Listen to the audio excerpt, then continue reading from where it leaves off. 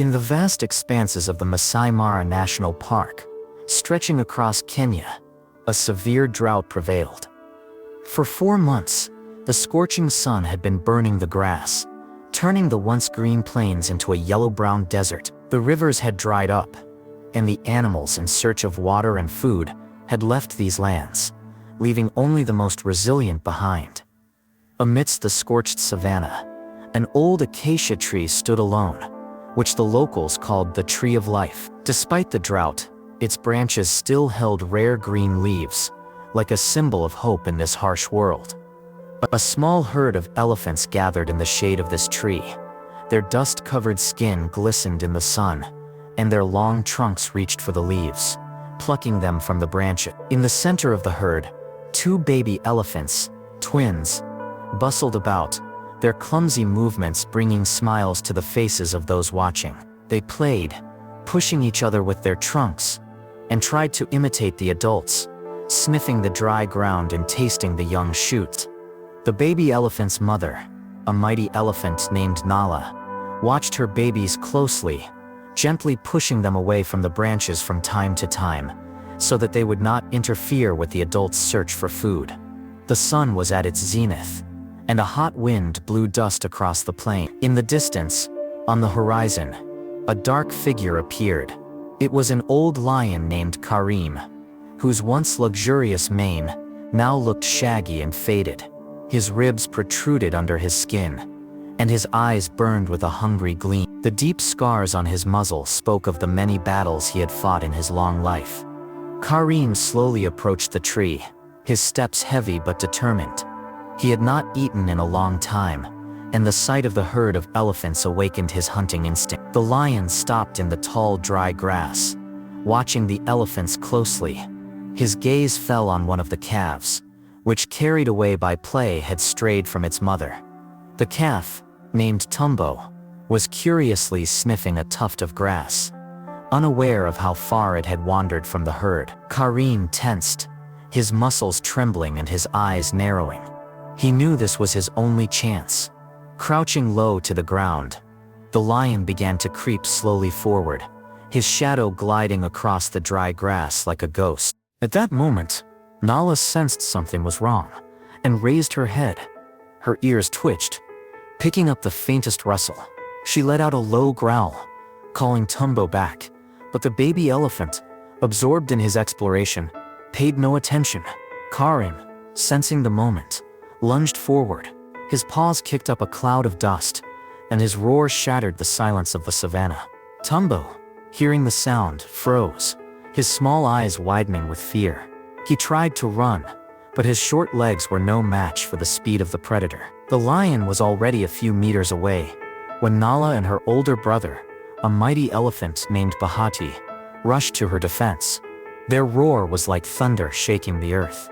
Karim, despite his hunger, realized he had made a mistake, but it was too late to retreat. He leaped, aiming for the elephant calf's shoulder, but at that moment, Nala struck him with her trunk with incredible force.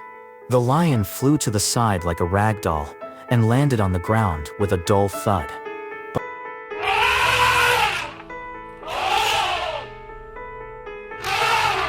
Bahati, wasting no time, rushed forward. His huge tusks flashed menacingly in the sun, and his trunk, like a giant whip, crashed down on the lion. Karim roared in pain, his body covered with bleeding wounds. Nala, protecting her baby, trampled the lion, her massive feet raising clouds of dust. Tumbo, trembling with fear, ran back to the other elephants, who surrounded him, forming a protective circle. The lion, wounded and exhausted, tried to resist, but his strength was leaving him. He wheezed as he tried to get up, but each blow from the elephants brought him back to the ground. Finally, when Karim fell silent, Nala and Bahati backed away, satisfied that the threat was over. They returned to Tumbo, who was still trembling but was unharmed. The elephant family slowly made their way to the tree, leaving the lion lying on the dry ground. At that moment, the sound of an engine could be heard in the distance. It was a jeep belonging to the rangers patrolling Masai Mara.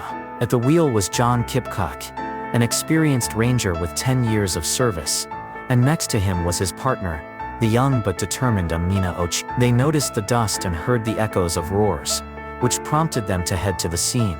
As they got closer, they saw a wounded lion lying in the dust. Its breathing was weak, and its fur was covered in blood. John and Amina got out of the car, holding a tranquilizer at the ready in case the lion became aggressive.